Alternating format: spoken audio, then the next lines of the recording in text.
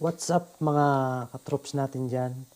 Ngayong gusto ko lang makuha yung opinion ng tao tsaka gusto kong malaman ng tao kung ano yung mas makakabuti para sa desisyon ko. Ayan, kukunin ko lang yung yung mga opinion nyo at pagbabasihan ko. Kasi gusto ko na sana maging full-time vlogger. Ang kaso nagdadalawang isip ako kung iiwanan ko yung trabaho ko. Kasi maganda naman ng trabaho ko, hindi naman siya mahirap. Ayun nga lang, ay dito tayo sa ibang bansa. So, kung gusto ko sanang, hihingi lang sana ako ng mga opinion nyo, kung ano ba, tama bang mag-resign ako sa trabaho at maging full-time vlogger na lang. Ganon, gusto kong malaman para makakuha ko ng mga idea, tsaka para hindi rin magsisi sa bandang huli. Kasi mahirap maghanap nga ng trabaho ngayon. So, yun isa pa, pag magbablog, mahirap din ako dito mag-vlog kasi alam mo na, ibang bansa, sa Saudi, yan medyo mahigpit pa dito sa Saudi. So, hindi natin alam kung saan yung bawal at hindi bawal. So, nagkaano lang tayo para safe yung ano natin, no? Ayan. Gusto ko lang malaman yung ano ng tao kung tama ba yung magiging desisyon ko o ay trabaho na lang muna kaysa full-time vlogger.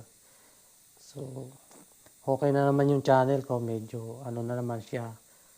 Ang problema lang kasi hindi pa tapos yung mga obligasyon natin sa pamilya. So, baka sa bandang huli magsisi. Yan.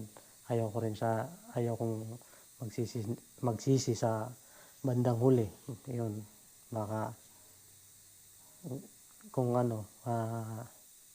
kung magiging full-time vlogger tayo.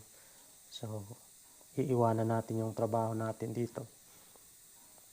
Maganda naman siya, yung trabaho ko dito. Hindi naman siya, ang problema lang, ay alam nyo na, mga natin, pag sa namamasukan tayo, may mga boss tayo. Hindi maiwasan yung mapapagalitan ka. Siyempre, kasama na yun sa trabaho eh. Tapos, pressure. Nape-pressure ka sa trabaho. Ganun. So, naisip ko, mag full-time vlogger ako. So, mag-resign na lang sa trabaho. So, ngayon, hingi ako ng sa inyo, opinion kung ano yung magiging opinion nyo sa decision ko. At sana makatulong. Ayan. Para may makuha naman tayong mga idea. No? So, sa pagbablog naman kasi, siyempre, hindi rin natin maiwasan. Katulad ko, bihira lang makapag-upload, tsaka kukunti pa lang yung followers natin. So, isa rin yun sa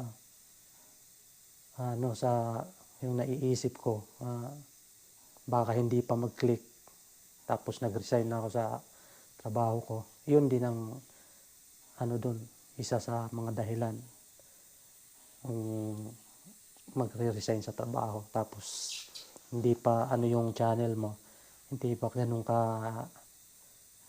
pa ganun kakilala. Siyempre, konti pa lang yung mga followers mo, tsaka yung mga nanonood sa'yo, mga viewers.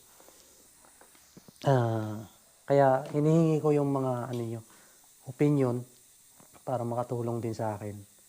So, yun lang. Sana, mag-comment lang kayo dyan sa comment section para alam natin. So, hanggang doon na lang guys. Maraming salamat sa panonood at sana mga opinion nyo ay mabasa ko dyan sa comment section. So hanggang dito na lang at magandang umaga o tanghali, hapon sa saan mang sulok ng mundo. So God bless sa inyo lahat. Maraming salamat. Babu.